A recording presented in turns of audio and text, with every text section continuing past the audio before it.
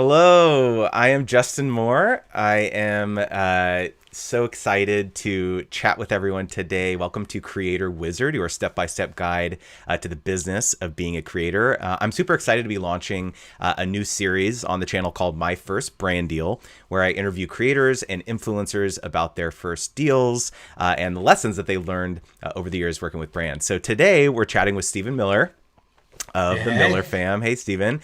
They're a family of 9 sharing the beauty of diversity, adoption, and more with over 700,000 followers across YouTube, Instagram, and Facebook. Welcome, Stephen. Hey, man. It's good to be here. Thanks for having me. Absolutely. Thank you for having me. So before we get started, if anyone has any questions about your first brand deal, about getting your first brand deal, about how to work with brands, or any questions for Stephen, make sure to leave them in the live chat box. So Stephen, so to start off, can you talk a little bit about just why you started making videos on social media to begin with? Yeah, man. I was doing music for like 15 years and loved that, still love that. One of my biggest passions is music. But my biggest passion is my family, right? We would really post a lot of that stuff already on Instagram. My wife started a blog. And she would just kind of write blogs about what was going on with our family. We adopted our kids from Ethiopia in 2011.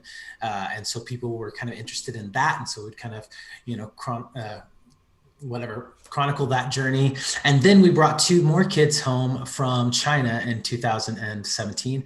And so again, that people were really interested in that. A lot of people are curious about adoption.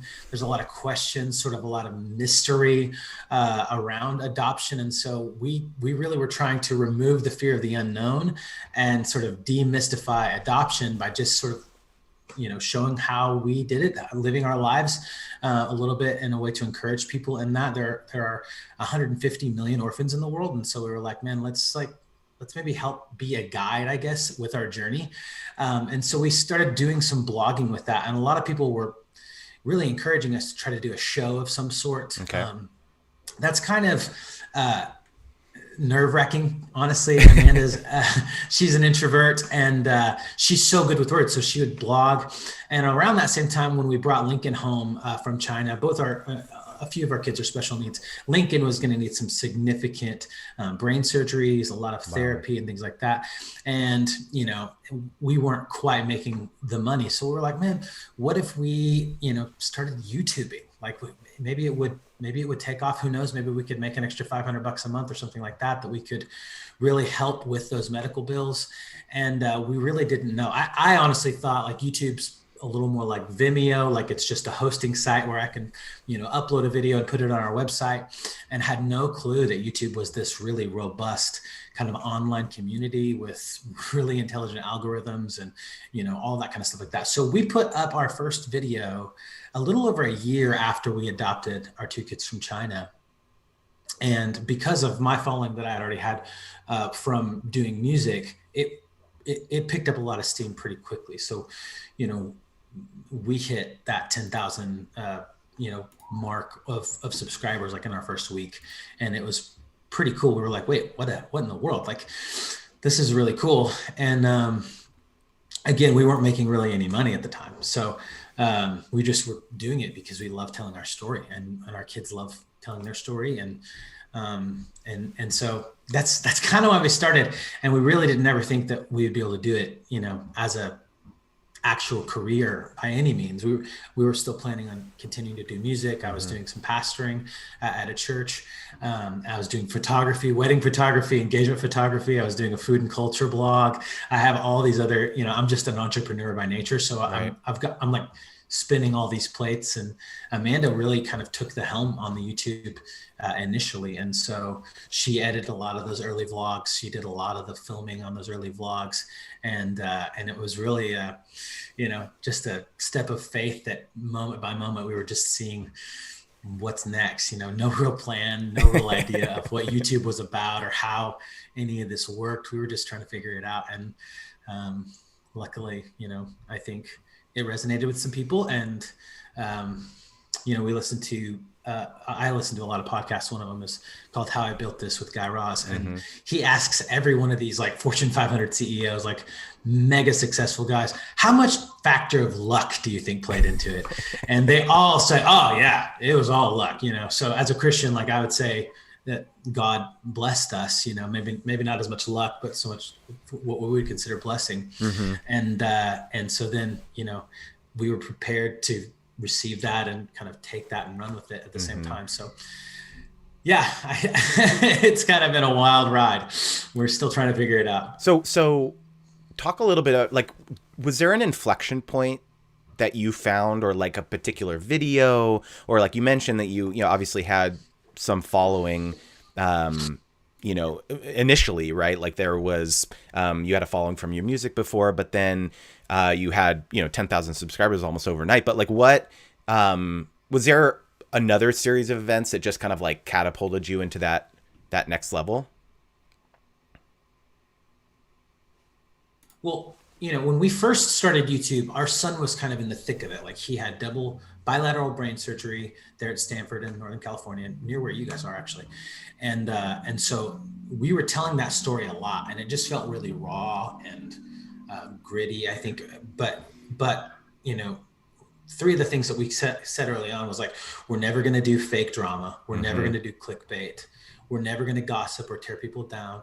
It's going to be a channel that really does show the beauty of adoption, that shows the beauty of diversity.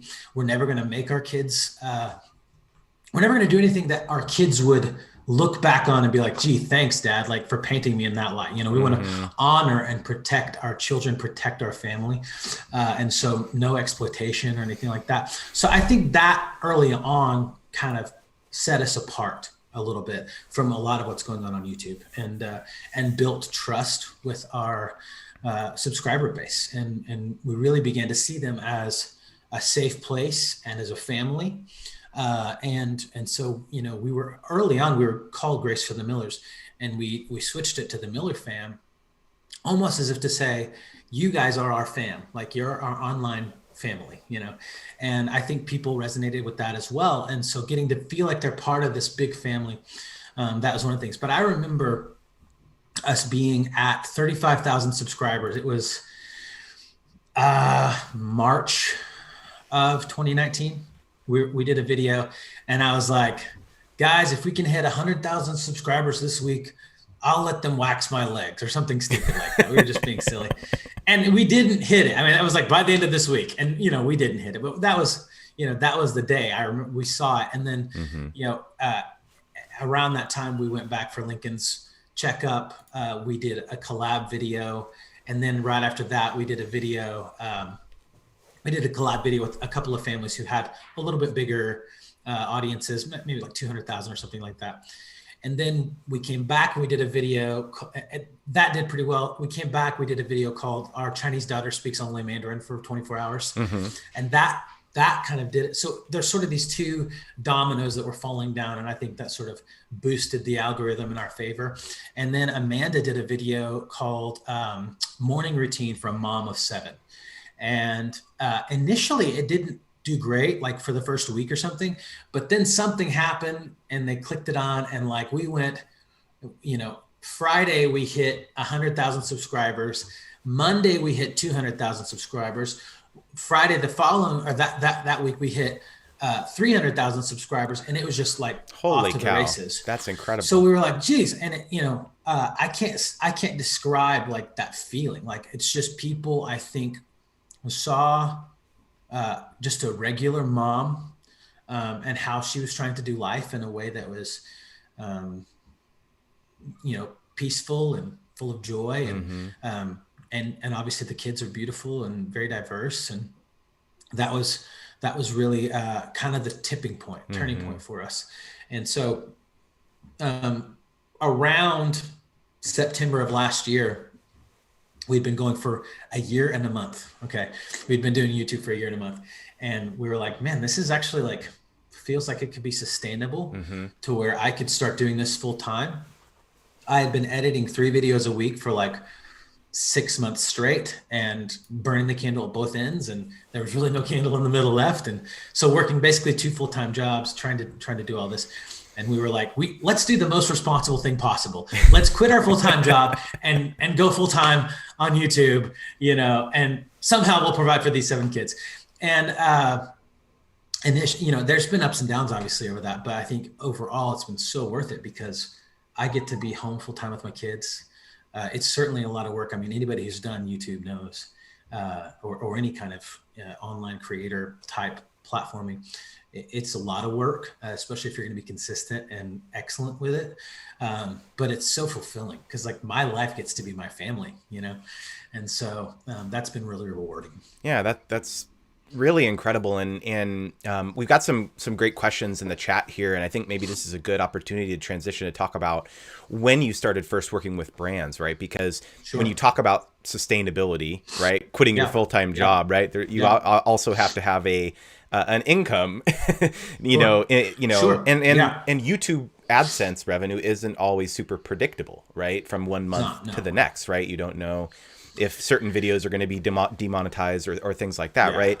Yeah. So can you talk about like your first brand deal and what that was like when a brand first reached out to you and realized that, wow, they're actually going to pay us to talk about them? Like what was that moment like for you? There was a marketing company that asked us to do HelloFresh. And I love to cook. We do a lot of cooking stuff on our videos. I think people are sort of drawn to the idea that a family actually sits down and has dinner together. And so, we show that. We show the process. The kids help me cook. They love to do that. So HelloFresh was attracted to us at first. They did $1,000 brand deal. And we needed to have, I think, 30,000 views or something like that for that. I don't remember what the views were, but that was about what we were getting at the time. And it's funny because we did that brand deal. We did that video like maybe a month before the morning routine video took off. Okay. So we did that. And then the same company called and said, hey, how about doing Audible? And like, I love Audible. I'm a podcast audiobook. Like I love to learn. I'm a constant learner. And so we were like, yes, let's do Audible. So we did Audible, and it was another $1,000 brand deal. And they were like, we need you to do we wanted to go live. It went live like the week after, or like 2 weeks after the big video went viral. So they were like, we need you to get 20,000. That was what it was, 20,000 views for $1,000. And so we post a video and it goes like 400,000 views or something like that. I've got your first HelloFresh video up here on the screen. Oh my god! I just Googled it. So this was September of last year. Okay, yeah. So that would have been No. We've done HelloFresh a couple times. Oh, you've done a couple times. Okay, so this was a subsequent deal that you did with them. Okay. Yeah, I think so because we were. Yeah. Anyway. Yeah. It's funny. Very cool. But yeah. Yeah, we love HelloFresh. They're great. I just did Green Chef. That's one of their other brands that they have that does more like, keto and all kinds of stuff. Right. Keto diet. So that's was pretty. But I did that for my personal channel. So it's fun. So those were our first couple brand deals. And how did you know? So how did you know how to price? Like, did they just throw out a rate? Or we had no clue. Yeah, they said we'll pay you $1,000. We were like, you'll pay us $1,000? Are you freaking kidding? Like, that's so much money for a video. Like, no way. Like, if we could do 3 of these a month, that would be amazing. If we could do even, because we were thinking when we started, we were like, if we could just make 500 a month. And then of course it went to, if we could just make 1,000 a month. And then it was like, oh, if we could just make 2,000 a month, And so all of a sudden then you go, oh wow, like we could actually make that with doing brand deals. Like, and of course you want to never break your trust of the people who are, following along with your journey and really feel like they're part of your family. No one wants to be feeling like they're getting sold to, like right. So we chose early on, like, we're only going to do brand deals with brands that we like really believe in. Like, it wouldn't make sense for us to talk about, this or this if we're, much more passionate about this one over here. So we always try to keep it within our own brand. We don't want to break our own brand. But it's been pretty amazing to see that companies actually want to work with us. Right. Like we just did a Target brand deal. And so like pretty quickly, I remember August of last year, I took my son Jude to Yosemite for his 13th birthday. We always do, whenever one of the kids turns 13, they get a special trip in the continental US with dad. And so they can choose wherever they want to go. He chose Yosemite camping. That's so cool. And I had a call with a management team that we're with now. And we chose to go with them, and we've been with them since August of last year. And they were like, make us a list of like your top brands that you want to work with, like your dream brand. Sky's the limit. And I was like, okay, American Airlines, Airbnb, Target, Sony, because I'm a Sony guy. There's all, and so then we just did our second brand deal with Target this morning. We posted.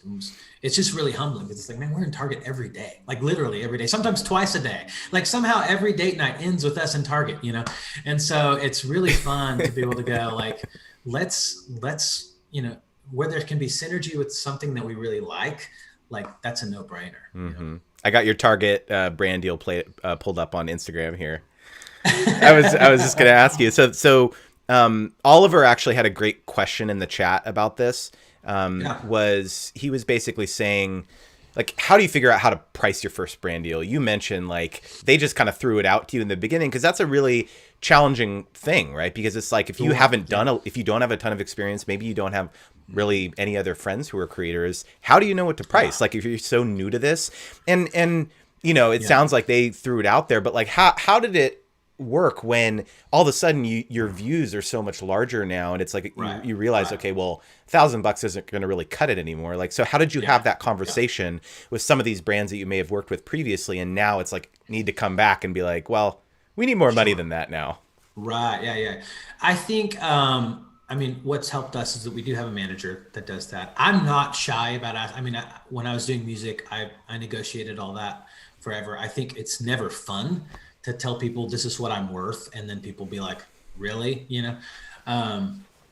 but we did a lot of research early on, and it was something like 1,000 for every 10,000 views or something like that was sort of what you should be charging as a baseline. And obviously depending on what your click-through rate is on whatever some brands may have 1 million views and they'll talk about this thing and they get one person to click on it because they don't trust that brand's like recommendations on something, right? So we wanted to always be the kind of brand that whenever we tell people about something, it's because we truly do believe in it, and we want them to be able to trust us that whenever they click on it, they buy that thing, that it makes sense for them. They're going to like it, So I think that brand loyalty plays into it. People want to see the brands want to see the results that they're paying for, and so hopefully we can give that. So, but I do think a rule of thumb is generally about 1,000 for every 10,000 views, or it's maybe every 5,000 views. I can't remember, but absolutely. Is there anything that you look back?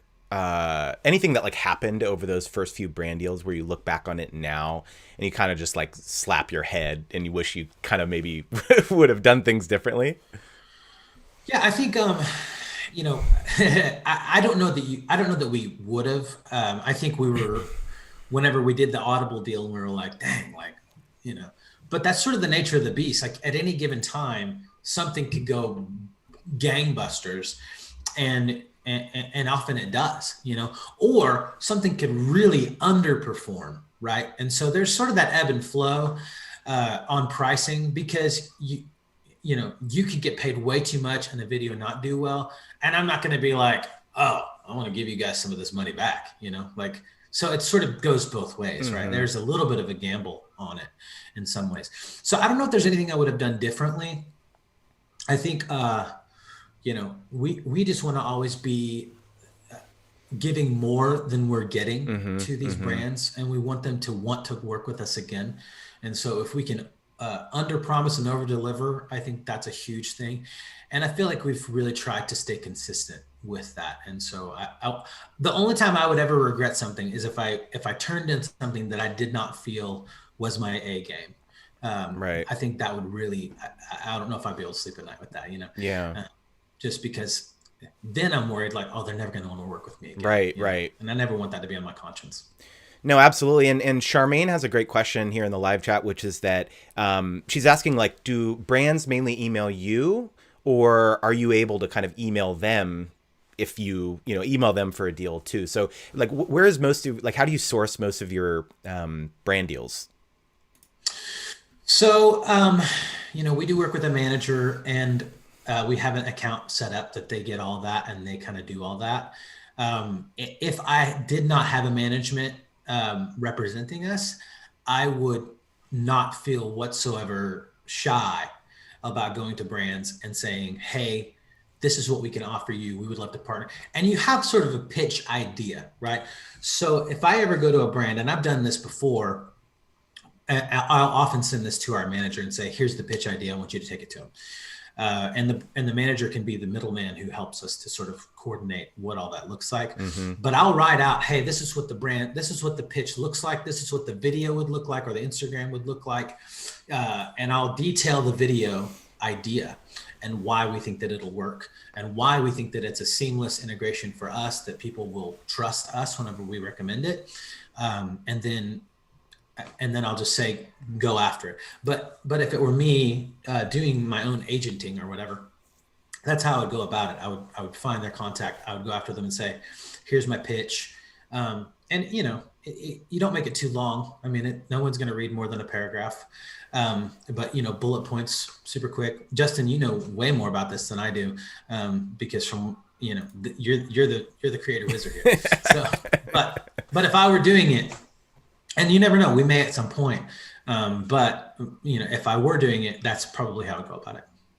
Yeah, absolutely. And Oliver brings up a good follow-up point here in the live chat about click-through rates. And he was basically saying, like how do you actually measure conversions, especially if the brand, like, just to follow up on your point here, Oliver, like, a lot of brands don't want to share that data. Like, they don't want to say, like, how many products you sold or how many people you had sign up for, you caused to sign up for their service or whatever. So, like, Oliver is also asking, like, do brands understand that generating conversion also sometimes requires multiple touch points? It can't just be like a one-off sponsorship or whatever. So, like, how do you have that conversation with brands about the conversion side of things? Yeah, I think, it takes like eight touch points to make a sale usually, right? Mm-hmm. Something like that. I think the more that you can, what's been really helpful for us is when we get DMs or messages or comments about, like we just did, for example, last week we did gluten-free Kraft mac and cheese, right? My wife has a genetic mutation called MTHFR. She can't have gluten, or she can, but it messes with her a lot. So we try to stay gluten-free in our home as much as we can.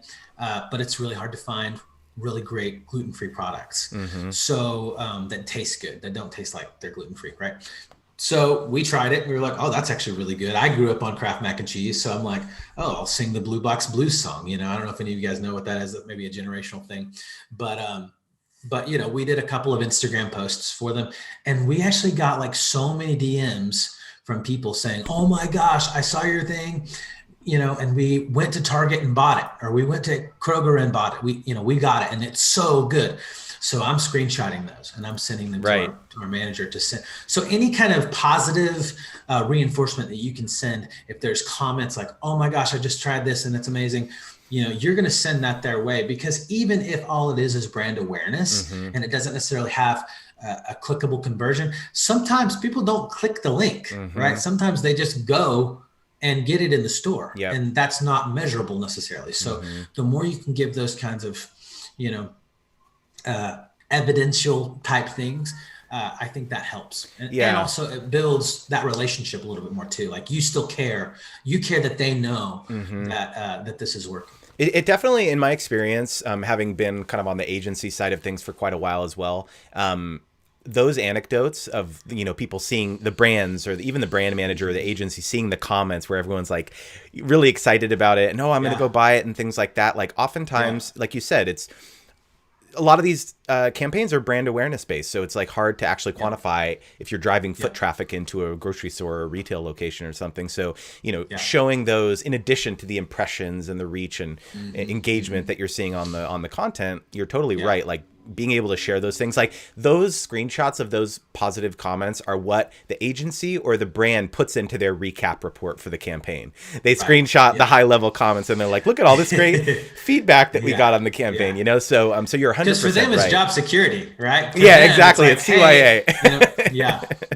Hmm. You're 100% right. So, Oliver had another great follow-up question here, which was that, he said that the reason he's asking about touch points is that he's noticed that some brands want to try a deal with one video and then they get maybe disappointed, if the video doesn't Right. cut it, and they try to like cut the deal short, right? So it's like, Sure. Oliver, it can be very challenging, but the onus is on you as a creator, I think, to have that conversation about the necessity of having multiple touch points, because sometimes the brands just haven't really worked with creators very much.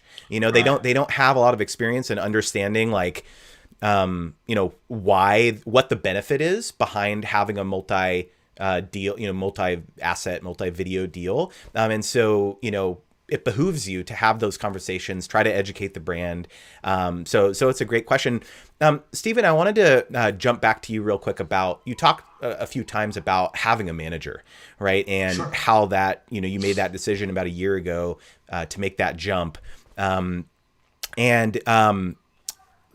what made you choose that decision? A lot of creators don't really Yeah. know when to make that jump and whether it's worth it, how to find a good manager. So can you talk a little bit about your experience making that Yeah. decision? Well, I think a couple of things. Number one, I was my own manager slash agent slash marketing slash everything for 15 years doing music. So I had tried to hire managers. I had tried to hire booking agents. I had tried to do all this stuff.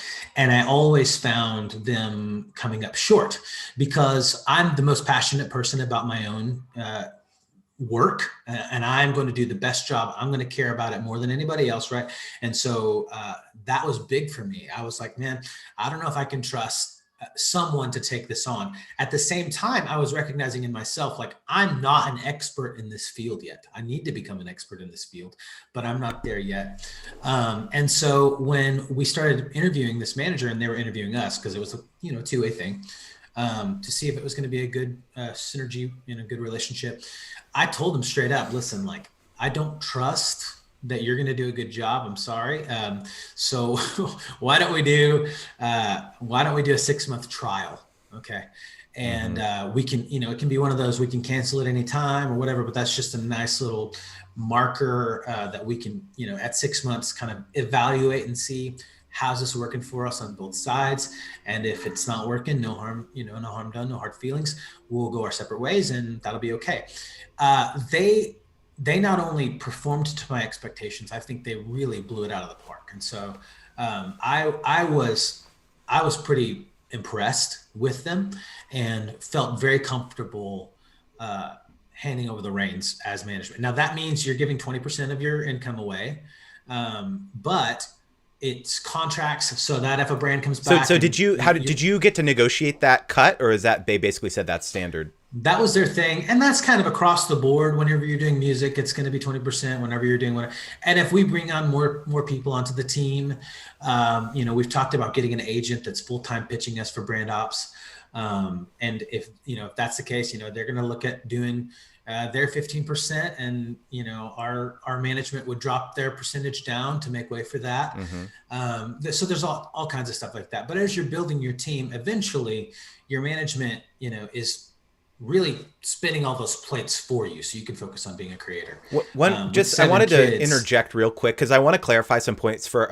our viewers, which is that it's always very important, I think, and I want to know what you think about this, Stephen, to have an Sure. abundance mindset when it comes to adding people to your team, right? Because you hear like, oh, 20% cut here, 15% cut here, or whatever, maybe it's total 30% or whatever. It's like Yeah. 30% of $100,000. Would you rather have 30% taken off $100,000, or would you rather have no cut out of all $0. of right. Right? Yeah. So it's like, Yeah. you have to have that mindset that sometimes when you bring people onto your team and they bring you more business, even though you Yeah. may be giving them away a cut, you may have never have gotten that business to begin with, or that Right. incremental business, Yeah. right? Theoretically, they're paying for themselves in more than they are costing, Mm-hmm. and the hope is, if you've got somebody constantly pitching you for brands, and for brand ops, and knowing what you're capable of and knowing how to get after that, these people are being added to your team. You're still the boss, okay, but they're being added to your team to help you achieve your goals, and that's really what we found to be true. Mm-hmm. I can call our management at any point in the day and say, hey, look, I've had these 35 ideas overnight, which I do almost every night, and they're probably like, oh God, another 35 ideas from Steven. But they're very instrumental in helping me weed through those and figure out which ones are worth pursuing, why maybe some of them wouldn't work, which ones we should really go after, and Mm-hmm. sometimes by the end of the day we've got something going. So that helps me as an entrepreneur, as a driven dreamer, just to have people to sort of bounce that off of, so I'm not in an echo chamber of my own ideas. Mm-hmm. And then we can actually make stuff happen. Right, right. No, absolutely. And so this has been really, really helpful, Stephen. And I'm curious if you have any advice to up and coming creators who maybe were where you were at 2 years ago, or whatever, or even a year ago. Like, what are your thoughts on, how to get more brand deals, like how to be more strategic about the brands that you're partnering with, that kind of thing? Yeah. I think a couple of things. Number one, your quality matters. So if you're putting out stuff, and this is not to say, we started out filming on an iPhone and editing with iMovie. Okay. There are some limitations with that. So we bought a Sony A5100. It's a great vlogging camera. It's a great kind of first step into vlogging. It's got this, the screen so you can see yourself. It shoots in 1080. It's great. And that was sort of our first step. Then I started editing in Final Cut Pro, and I chose that over Premiere because it was familiar to me. It was close to like iMovie in a lot of ways. And so it was an easy jump for me. Mm-hmm. But I would say the quality of your content matters. So the better it looks, the more that they look at that and go, oh, we could actually share this, and we could actually use this for our own, stuff. And so then you get compensated more if they can, license your stuff and use it on their own socials or use it on their own campaigns, instead of you just talking about it on your own. So that's good. And it looks good. And there's sort of that first impression wow factor to that. So now I shoot with a Sony A7 III with a G Master 24 millimeter lens. The setup's a $4,000 setup, and it looks good. I feel like it looks good. I'm proud of my work at the end of the day, which matters to me.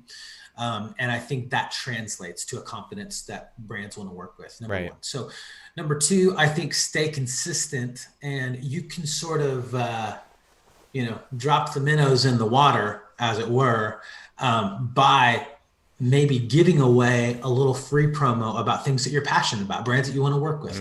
I love Audible. So I post that I'm listening to an Audible book. I could post that I'm listening on Apple Books. I could post that I'm listening on Spotify. I could post that I'm listening on whatever. I post the screenshot of the book I'm listening to on Audible. I do that all the time. I love Disney. We love The Mandalorian. Every Friday, I post about The Mandalorian because we're watching the new Mandalorian episode with my kids. That moves over into Star Wars, right? Or Marvel or whatever. That's all Disney, right? Disney owns it all. So I like promoting brands that I like free. Okay. And then, we can show, you have a body of work to show these brands like, hey, these guys actually are already talking about you. What if we did like a real thing with you? Right. There is the potential that they're like, well, why would we do that? They're already giving us enough free. But usually they'll come at you with something. And even if it's just like, hey, cool, here's a free trip to Disney or whatever. That's a $15,000 at least a $15,000 thing for a family. Maybe even 25 for a family of my size. Yeah. 7 kids, it's a lot to go to Disney. Right. Right. So, To your point, that is absolutely true. I found, which is that brands that they have actually like software tools to try to find creators who are people, consumers who are actually talking about them already on social yeah, media. yeah, And there is very much called brand affinity. It's like something that they actually look for. They want to oh, find creators who are talking about them, because then it's an authentic fit. It's like, it's not, right, then you have no question that this creator's just, oh, are they actually just talking about us because they're being paid? Like you don't want to yeah, have, and you don't want to have that question for your viewers either, right? Like when they know, when your viewers have known that you've been talking about Audible or talking about The Mandalorian or Disney or whatever, right? And then they pay yeah, you, then yeah, it's like, yeah, oh, this is perfect. You always talk about them, like yeah, it's this very mutually beneficial thing where it's yeah, win-win-win for everyone, yeah, especially if there's some sort of incentive for your viewers where it's a promo code right, or something, right? Then it's like there's complete alignment yeah. for the partnership. So 100% agree with that point. Yeah. And then also, Yeah. I would say be careful about, and this fits in with our values anyway, that we're never going to disparage anyone, we're never going to gossip, we're never going to slander, we're never going to do anything like that on our channel. And we try to make that a rule just across the board anyway. We want to be positive. We want to be full of hope. We want to be full of, all of that. Because there's enough negativity in the world. There's enough cancel culture already. So careful about which brands you talk badly about, right? So let's just say I like Wendy's and I don't like McDonald's, for example. I like both, for example. I mean, it doesn't matter. But I'm not going to go and be like, McDonald's, I mean, to be Jim Gaffigan for a second. Oh, McDonald's. Because you never know if McDonald's is going to be like, hey, let's do a deal. Right. Right. So even if I have, this is not the place to do that. Yeah. And to be fair, like we eat McDonald's. That's like when we were in China, adopting Penelope, that's all she wanted to eat. So whenever we came home from China with Penelope, she was 12 years old, didn't hardly speak any English. And she would say "hambabao," which is hamburger in English, and we knew. She's like, "Hey, let's go eat some McDonald's," and we're like, "All right, let's go to McDonald's," and so that's just a fun little story. But the idea is like, don't really bash brands because Yeah. you never know when they're going to win. And you may be like, Yeah. well, I don't really like McDonald's, so I'm not going to work with them anyway, even if they ask me to do a brand deal. But you may want Yeah. to. Yeah. And the other thing that I would say here that kind of, it's a great way to wrap that sentiment up, which is just that brands want to work with people who are positive and are family Yeah. friendly and are not, if they go on your Twitter, for example, and see you're just like super, you're like a troll basically, or you're Yeah. constantly like Yeah. complaining about brands or constantly complaining about your service at a restaurant or like things like that, right? Like that doesn't Yeah. give a great vibe to a brand, because it's Yeah. like, okay, Agreed. well, even though Agreed. they're not talking about my brand or a competitor brand or whatever a negative way, it's still kind of is a window into your personality and how you might be Yeah. if things, because sometimes things, they'll think, oh man, if I have to like give this creator feedback on their video to like edit out these 10 seconds or whatever, are they going to go crazy on me and like Yeah. blow me out, blow me up on social media or something, right? So it's like that can be an indicator of like how difficult a creator might be. So Yeah. 100% agree with Yeah. that. And it's the same. I mean, it's the same thing in life, right? Like if I'm constantly talking badly about people behind their back to other people, those people got to be thinking, well, how do they talk about me when I'm not around? You know what I mean? So, being the kind of people who are above reproach in that way, I think really does help. And also you attract who you are, and you attract the kind of content that you put out there. And so if you're doing negative things, you're probably going to attract negative people. And as soon as you do something they don't like, that'll kind of turn on you probably. And so the more that you can be, I have no clue how this happens, but man, we get people in our comments every day. Early on, we only put one ad at the beginning of our videos because we were like, man, we don't want people to like check out. We want them to watch. We want to encourage them. We want to be there. Well, a lot of people call us their happy pill, right? We want to be their happy pill. And we don't want them to like miss out on something because we put too many ads in our thing. And what we found is like our subscribers were like, guys, put more ads. No skipping ads for the Miller fam. No skipping ads for the Miller fam.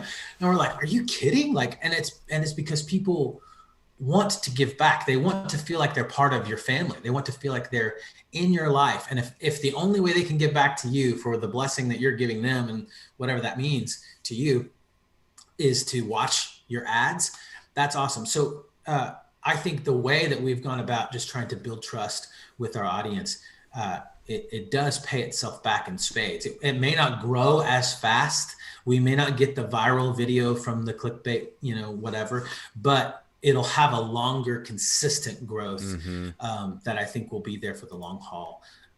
Hopefully. Yeah, no, That's my prayer. absolutely, Stephen. Well, this has been so fantastic. Thank you so much for coming Amen. on and doing my first live stream on my Dude, it's channel. so awesome. I really, really do appreciate it, and it's been so fantastic watching your guys' journey, and wish you So much fun. nothing but the best. And if you guys want to check out the Miller Fam, make sure to click their channel link in the description box, and keep on killing it, man. You Yeah, guys are man. doing great, and Same to you, I'm man. excitedly awaiting your next sponsorship.